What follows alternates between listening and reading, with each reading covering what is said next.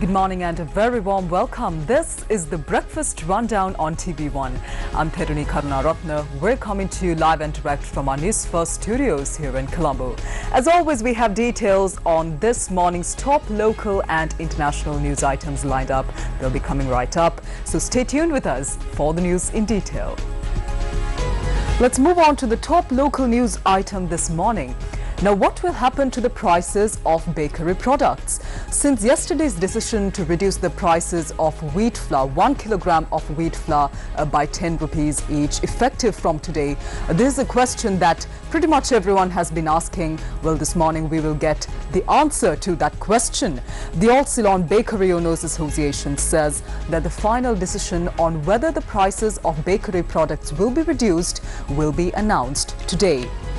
Its chairman N.K. Jayawardena says that discussions to reach this decision are still ongoing.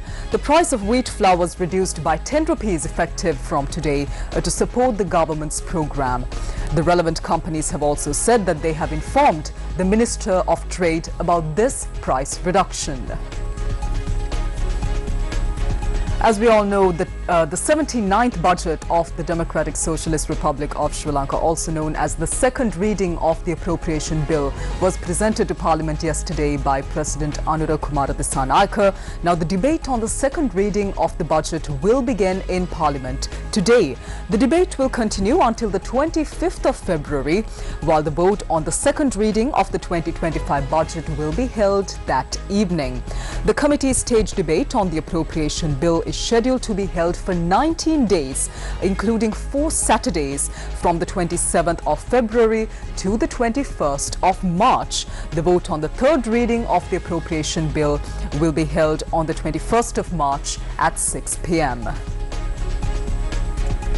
Meanwhile, the first meeting of the Committee on Public Finance of the newly appointed NPP government will be held on the 25th of February. The COPA will convene under the chairmanship of parliamentarian Aravinda Senarath. Officials of the Colombo Municipal Council are the party that has been summoned for this inaugural COPA meeting. Chairman of the Committee on Public Accounts, MP Aravinda Senarath, said that discussions on the audit reports for the year 2023 will also take place on that day.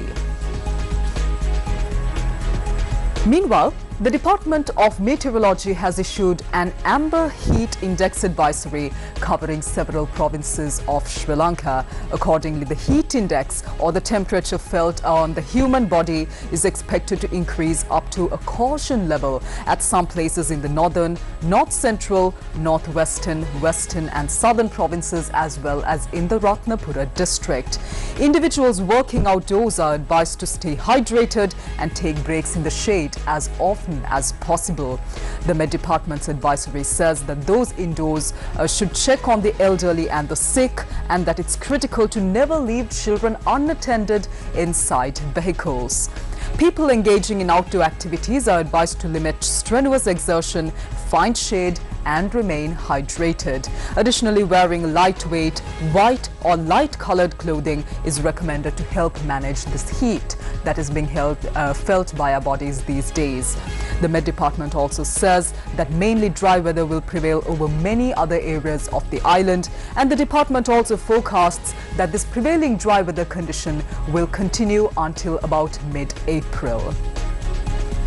Meanwhile, the fire that erupted in the Namanukula Reserve in Badulla has by now been contained. The fire erupted in the reserve near the Passara Badulla Road last evening.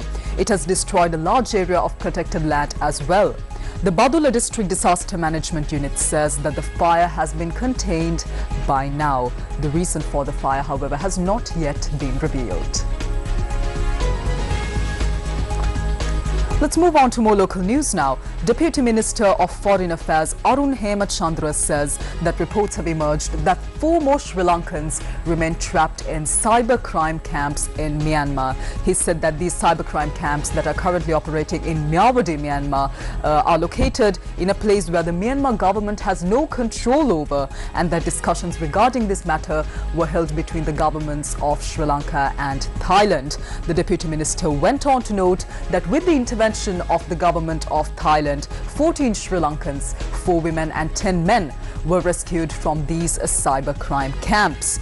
He further went on to note that, however, recent reports have indicated that there are 4 more Sri Lankans who are being held captive by these cyber criminals, and that efforts are underway, however, to verify the accuracy of this statement. He said that there are a few reasons for them to be unable to confirm the credibility and the accuracy of this information, one being mainly the lack of access to these areas. He expressed confidence that the government will successfully rescue all Sri Lankan citizens trapped in Myanmar's cybercrime camps, and he also urged the general public to ensure that any foreign employment agency that they engage with is one that is officially registered with the government. Now, the Department of Examinations has announced that tuition classes for the 2024 GCE Advanced Level Engineering Technology subject will be banned from midnight today. Commissioner General of Examinations Amit Jayasundara said that subject-related lectures, seminars, workshops and printing and distribution of model question papers will be banned from midnight today until the 1st of March. And this is because the practical examinations of the engineering technology subject for the 2024 GCE Advanced Level Examination will be held from tomorrow until the 1st of March. The Department of Examinations says that the date and venue for the candidates' examination has been mentioned in the admission paper, and that no changes will be made whatsoever to these details under absolutely any circumstances. The candidates are required to arrive at the examination centre at least 1 hour before the scheduled time mentioned in their admission paper. Meanwhile, the Satyagraha campaign that was based on several demands launched by students of the Faculty of Indigenous Health Sciences and Technology of the Gampaha Wickramarachchi University of Indigenous Medicine is still ongoing.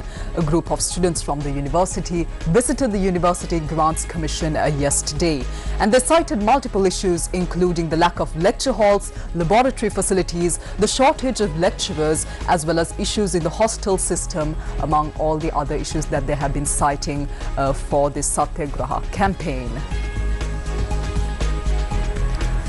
Well, let's move on to a headline-making international news item this morning. A Delta Airlines regional jet flipped upside down, landing at the Toronto Pearson Airport on Monday amid windy weather following a snowstorm, injuring 18 of the 80 people on board. Authorities added that 3 people on the flight that originated at the Minneapolis-St. Paul International Airport suffered critical injuries, among them being a child as well.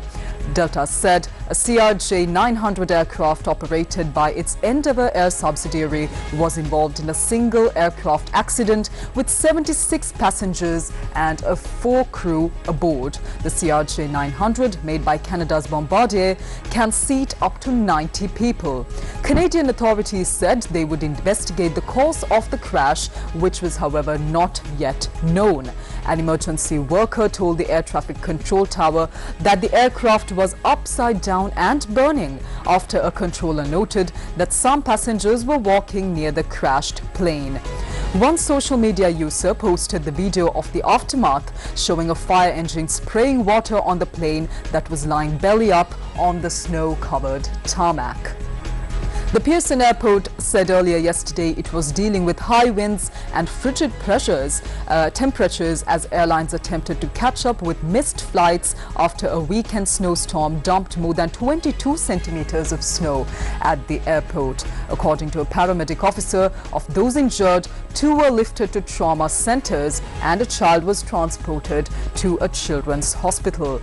All of the 18 people injured were passengers and were taken to area hospitals, and this was according to a statement that was released by Delta. The Toronto airport was shut down for more than 2 hours before departures and arrivals resumed. This led to ground delays and diversions to other airports, including the Montreal Trudeau International Airport, which said it was preparing to receive several diverted flights that might cause further delays.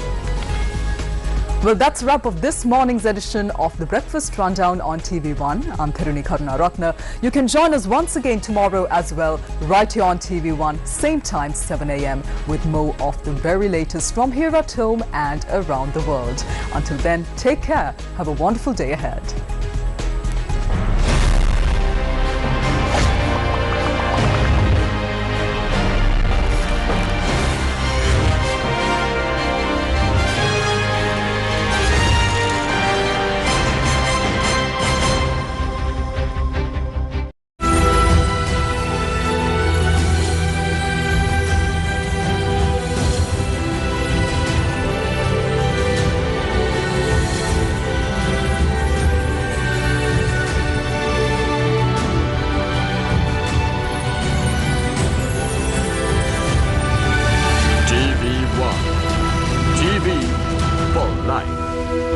ಮಲ್ಲಿಗ ವಾಣದೆ ಅಂಬುಗಳೋ ಕಣ್ಣು ತುಂಬುಗಳೋ ಅಂಬಿ ಭೂಮಿಲ ನಮ್ಮುಗಳೋ